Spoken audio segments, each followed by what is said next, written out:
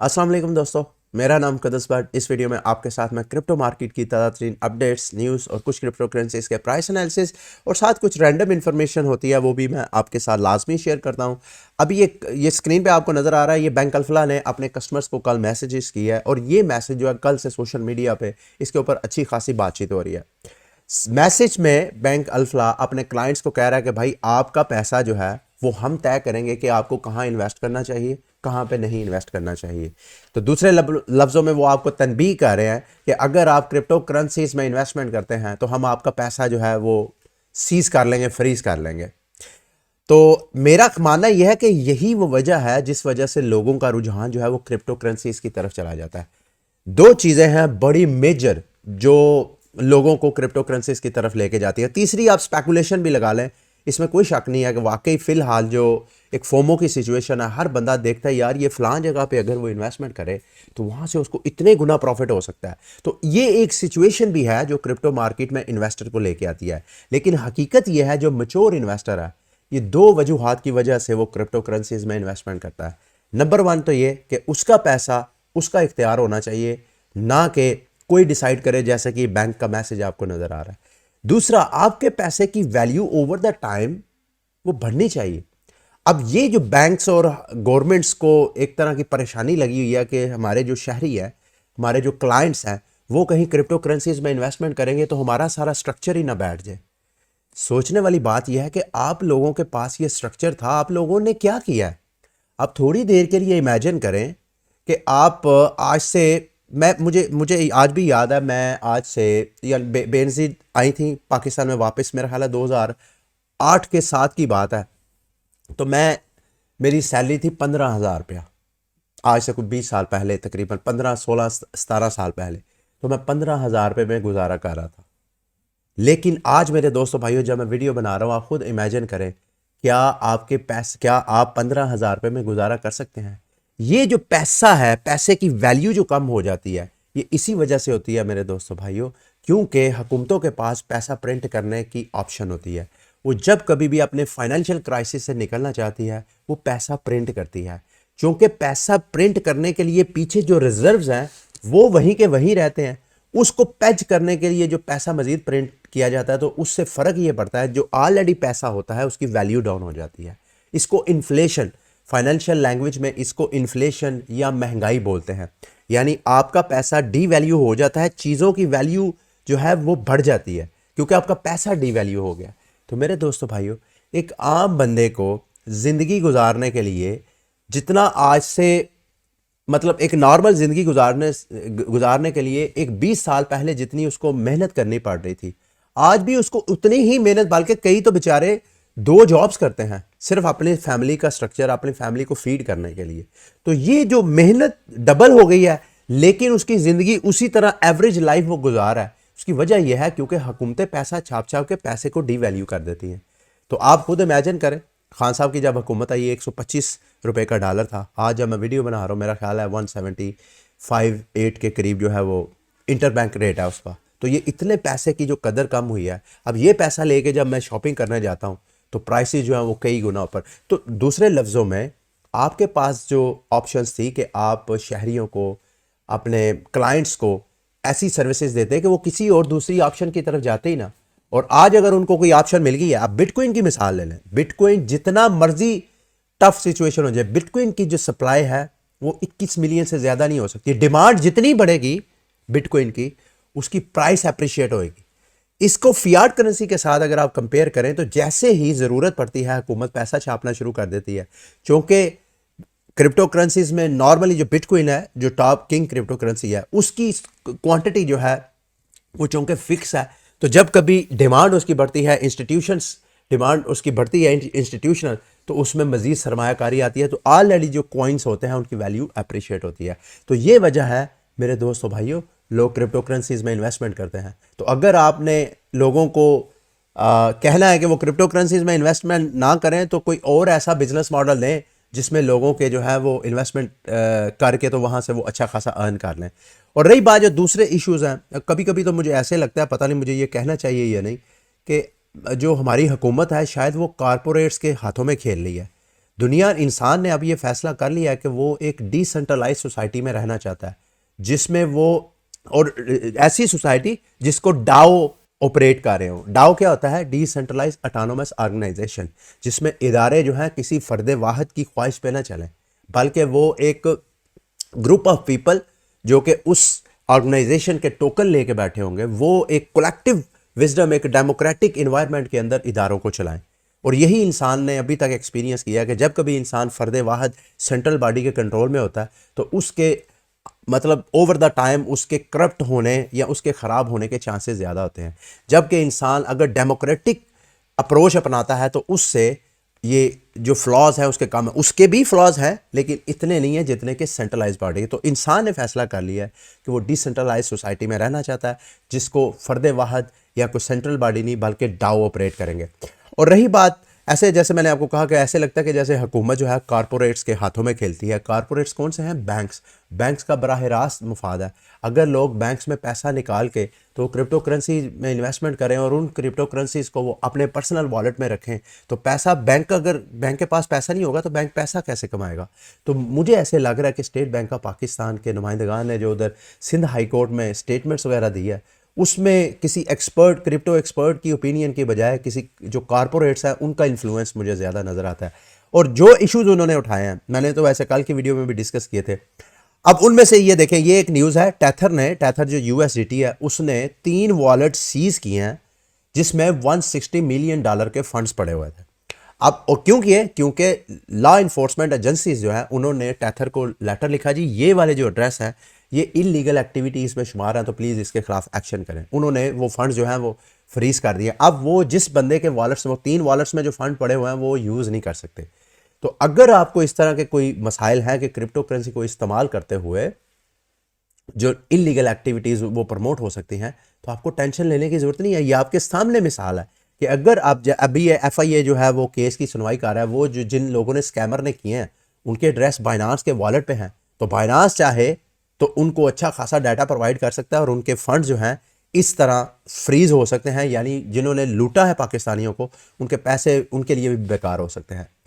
आगे ये Swiss bank की तरफ से न्यूज़ है जी। स्विस सेंट्रल बैंक, स्विट्जरलैंड का जो सेंट्रल बैंक है, उसने अपना wholesale CBDC with commercial partners के साथ, यानी जो दीगर उनके बैंक हैं स्विट्जरलैंड के साथ, तकरीबन 6 के करीब बैंक्स हैं, उनके साथ उन्होंने इंटीग्रेशन किया अपनी CBDC की।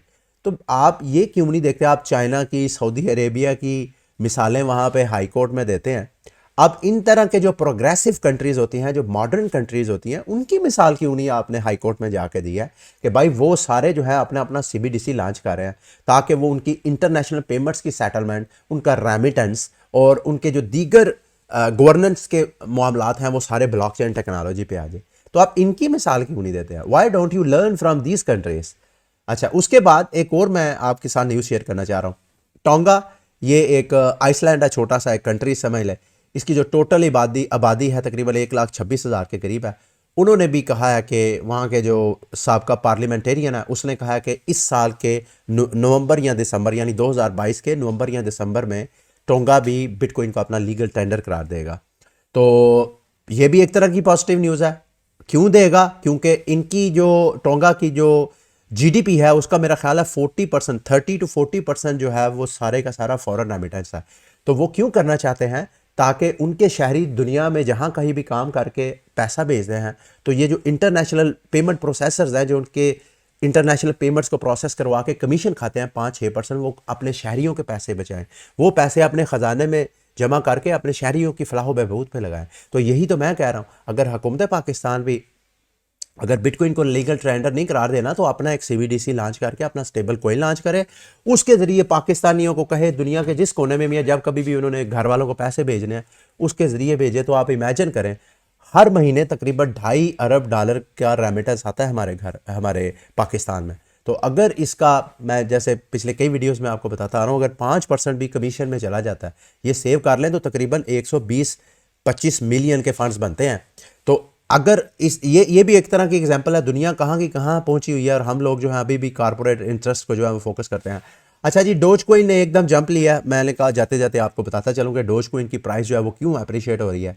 ये आपको देख रहे हैं पिछले 4-5 दिन से, जब से मार्केट जो है थोड़ी सी बुलिश हुई है, तब से डोज कोइन की प्राइस जो है वो ऊपर जाती नज़र आ रही है। अभी जो रीसेंट प्राइस में पंप आया है, ये टेस्ला ने, आपको याद है पिछले दिनों, मेरा ख्याल है को महीना 2 महीना पहले मैंने आपके साथ न्यूज़ शेयर की थी कि इलन मस्क ने कहा कि उनकी जो मर्च है, यानी उनकी वेबसाइट पे जो छोटी छोटी एक्सेसरीज हैं, उनको वो डोज कोइन के ज़रिए जो है पेमेंट्स, डोज कोइन को एज अ पेमेंट मेथड वो यूज़ करेंगे। तो ये देखें, अभी ये उनकी, मैं टेस्ला की वेबसाइट के ऊपर हूँ, शॉप के ऊपर, तो यहाँ पे कुछ प्रोडक्ट्स ऐसी हैं जिनको डोज कोइन दे के लोग जो है वो बाय कर सकते हैं। तो ये जो आपको गीगा टेक्सास बेल्ट बकल नज़र आ रही है, 835 डोज कोइन दे के तो ख़रीदारी कर सकते हैं। तो ये जो एक टेस्ला का डोज कोइन को as a payment method accept करना जो है, ये एक तरह की इसकी प्राइस की अप्रिसिएशन की वजह बनी है।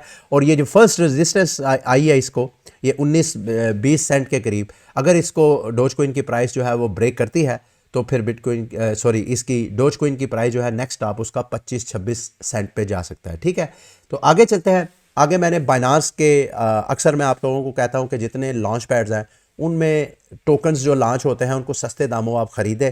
तो ये बाइनांस का अपना लॉन्च पैड है गेमिंग का, आप लोगों को पता है या नहीं, NFTs का। तो ये अभी लीग ऑफ किंगडम के वो एक IGO कर रहे हैं। IGO किसको बोलते हैं? Initial gaming offering. तो आपने इसके टोकन अगर बाय करने हैं तो सिंपली आपने स्पॉट वॉलेट में BNB डालें, और उसके बाद इसका लिंक मैं वीडियो की डिस्क्रिप्शन में दे दूंगा। तो आपको यहाँ पे 5 दिन के अंदर अंदर आप कर सकते हैं। तो अगर आपके पास BNB कहीं पड़े हुए हैं, आपने पर्सनल वॉलेट तो बाइनांस में लेके आए, तो जितने आपकी होल्डिंग होगी एवरेज BNB की, उतने के आप ये लीग ऑफ किंगडम के टोकन जो है वो बाय कर सकते हैं। तो इस वक्त जो टोकन की सेल प्राइस है वो 16 सेंट है, और मैक्सिमम मेरा ख्याल है जो एक यूज़र बाय कर सकता है ये टोकन, वो $15,000 के कर सकता है। लेकिन इतना तो मेरे ऑडियंस में से शायद ही किसी के पास इतना BNB हो। तो आप BNB स्पॉट वॉलेट में लेके आएँ, और उसके बाद ये वेबसाइट खोलेंगे तो यहाँ पे आप बराह रास्त जो है ये लीग ऑफ किंगडम के टोकन बाय कर सकते हैं। तो ये आपने ज़हन में रखना है, अगर आप बाय करते हैं तो जिस दिन इसकी लिस्टिंग होनी है आपने फ़ौरन इसको सेल आउट करवाना है, क्योंकि एक बड़ा सा पंप आता है जैसे ही लिस्टिंग होती है। तो जिसने सस्ते दामों टोकन बाय किए होते हैं वो फ़ौरन सेल आउट करते हैं, तो प्राइस जो है एकदम क्रैश कर जाती है। तो अगर आपने बाय करना है तो कोशिश कर आप फ़ौरन उसी वक्त जो है सेल आउट करते हैं। अच्छा, उसके बाद जैक डॉर्सी जो ट्विटर के साबका हेड थे, CEO थे, उन्होंने, आपको याद होगा, एक ब्लॉग अपनी एक अलग से एक कंपनी सेटअप की थी। तो वो अब क्रिप्टो माइनिंग की तरफ उनका रुझान बढ़ा है, और ये उन लोगों के लिए बेस्ट न्यूज़ है जो माइनिंग में इंटरेस्टेड हैं, क्योंकि ये अब ऐसा माइनिंग सेटअप मेरा ख्याल है लॉन्च करेंगे, ऐसी मशीन्स लॉन्च करेंगे जो कि, मेरा मानना यह है कि मौजूदा जो ASICs मार्केट में मौजूद है, माइनिंग मशीनें मौजूद हैं, उनसे कई गुना ज़्यादा कैपेसिटी वाली होगी, परफॉर्मेंस वाली होगी, और शायद उससे सस्ती भी हों। और ये ना सिर्फ जब ये माइनिंग मशीनें सेल आउट किया करेंगे, बल्कि वो डिलीवरी वगैरह के भी जो इश्यूज़ हैं वो भी ये सॉल्व करेंगे।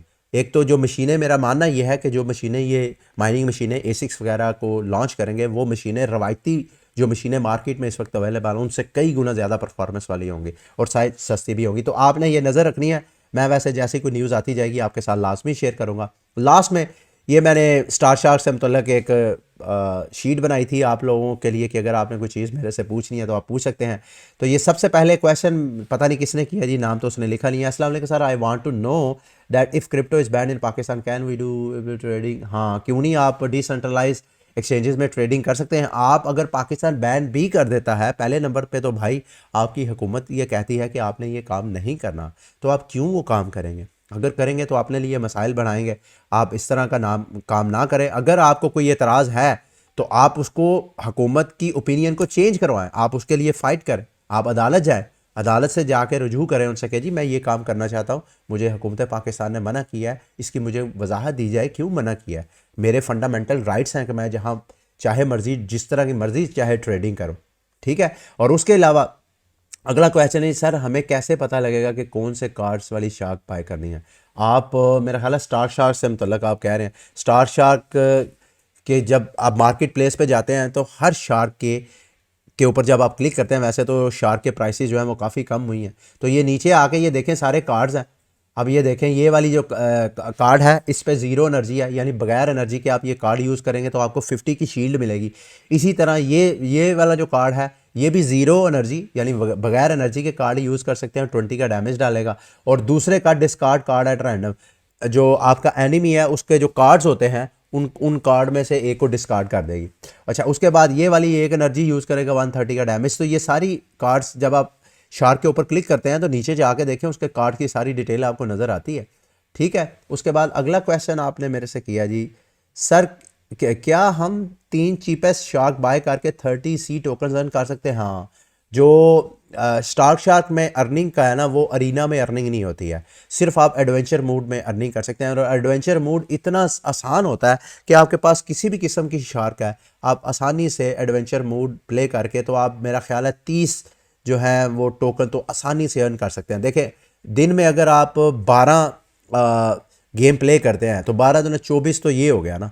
तो डेली टास्क कंप्लीट करने पे 10 आपको ये 34 हो गया। और उसको प्ले करने के साथ जो आपको वो कुकीज़ मिलती हैं, उन कुकीज़ को जब आप करते हैं तो उधर आपको मिनिमम 5 सी टोकन और मैक्सिमम 15 सी टोकन मिलते हैं।